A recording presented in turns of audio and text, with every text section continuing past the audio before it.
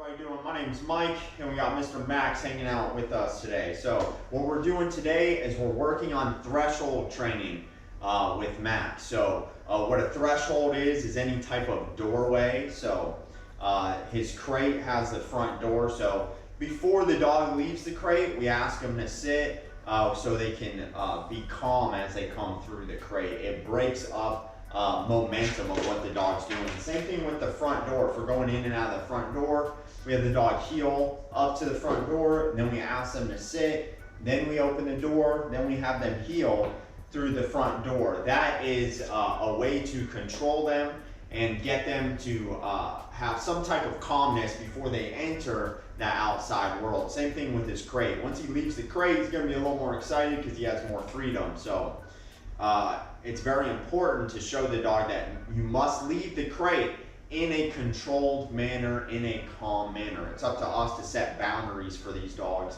to give them structure. Structure is going to result in a dog like this where he's much calmer. Before, every time I kind of walked past the crate or went towards the crate, he would immediately think that he's being let out. We don't want them to feel open door means they can bolt through. We want them to understand that the way to come through the threshold or the door is through the human. We want them to understand that we own these things and they have to get permission from us to cross through. That's what's gonna start to help you gain control over your dog. And if the dog doesn't do something well, repetition is usually the way to get them to do it better. Since he was so excited with the crate, this is an exercise we do to get them to start to calm down. I'll go ahead and show you a little bit what that looks like. So you see, as he's hanging out in there, anytime we want the dog to come with us, we don't want to like plead with them or try to coax them. We use the leash to get the dog to do what we want. From the first day, showing him that pressure exercise, we're still using that in training. Pressure is a huge key for dogs, and I actually don't want him to move unless like I'm tugging on the leash. I don't want him to think he can just come outside of the crate. Heel. Good. So I didn't even have to put leash pressure just because he knows that that word means for him to go ahead and come with me. Heel. Okay, sit.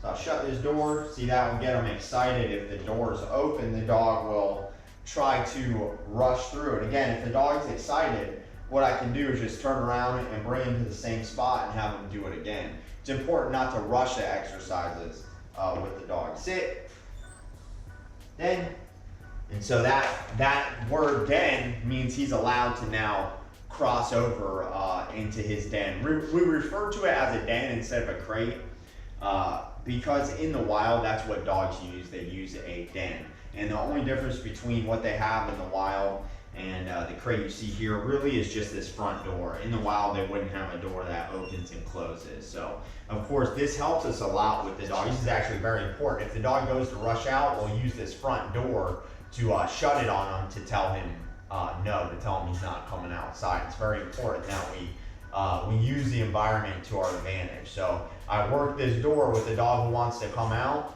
We shut the door as they try to come out. When they relax, we open it. As they try to come out, we shut it, and they relax, we open it. Sit, good boy, heel.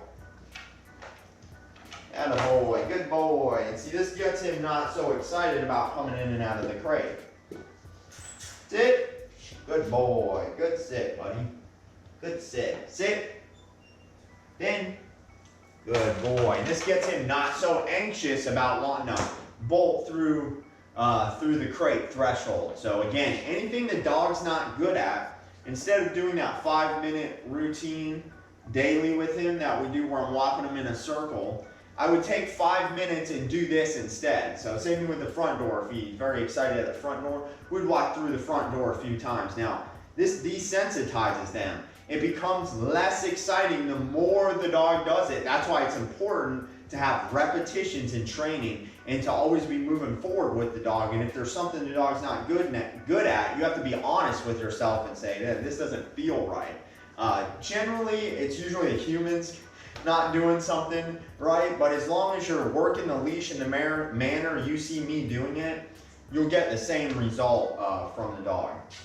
And now, if the dog were to try to bolt out, I would either shut this crate door like that, like say right now, he tried to bolt out, shut that crate door, or I would step forward into the crate using my legs, my shins to block it, or I would also use this leash and tug the leash, you know, sideways to get the dog off balance. So I would do all those things to let the dog know they're not coming out. Usually the dog will just step back when you just tell them with your body, when you just step forward into the crate. Body language is very important for the dog. Heel. Good boy. Good heel. Attaboy. Good job, buddy. Sit. Attaboy. Good sit. Good boy. Then.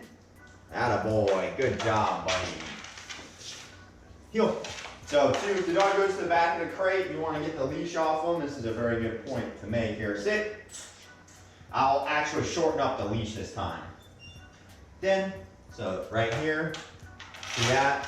And then he has to turn around. Now I can reach him. And if you do that every time, that'll get him used to turning around sooner in the crate. The other thing you can do is you can put a divider in the crate so the dog can't go back any further. So when we get the collar off the dog, we like to have him in a sit position, just like this, because it makes them less dominant. It makes them more submissive. And as you can see, since he's been doing this for a while, he's pretty patient with me, which is exactly what you want from him. I'm just fixing his fur from that collar. So yeah, so if your dog's having trouble coming in and out of the crate, that's the way to start working with them on the crate. We want to desensitize them to threshold. So it's the same thing with the front door. It's the same thing with any doorway. And again, these thresholds are leading to more excited areas. We're breaking their momentum. If we just open the door and let them out, they will have a whole lot of momentum coming out of this crate. And a dominant dog with momentum, that can turn into a bite, because that momentum is excitement.